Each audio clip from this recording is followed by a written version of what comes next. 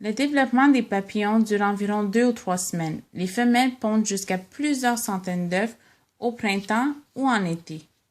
L'œuf est un minuscule rond, ovale ou cylindrique.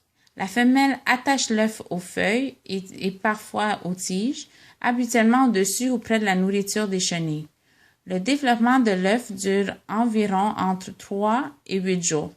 C'est la période durant laquelle se forment les petites chenilles à l'intérieur de l'œuf. Ensuite, c'est l'éclosion. La deuxième étape est le développement de la chenille.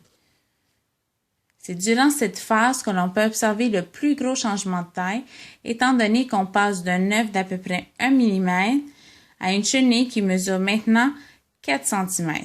Pour arriver à cette croissance exceptionnelle, les chenilles devront manger beaucoup d'aliments.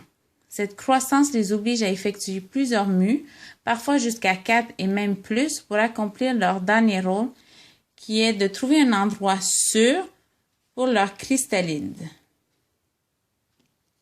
Ce qui nous amène à la troisième étape, qui est le cocon. La chenille construit pour pouvoir se transformer en papillon. Sous la peau de la chenille, la chrystalide se forme. La chrystalide est l'étape de transformation dans laquelle les tissus des chenilles sont décomposés et les structures des insectes adultes sont formées. Elle finit par les faire éclater. Une fois que l'insecte sort de la chrystalide, la larve est devenue un papillon. Voilà.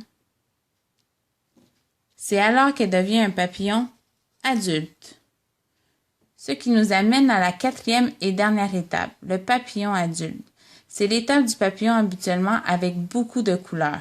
C'est aussi l'étape reproductive. Le papillon adulte émigre et colonise des nouvelles régions en pondant encore des œufs, et c'est ainsi que le développement du papillon recommence. Le cycle de développement du papillon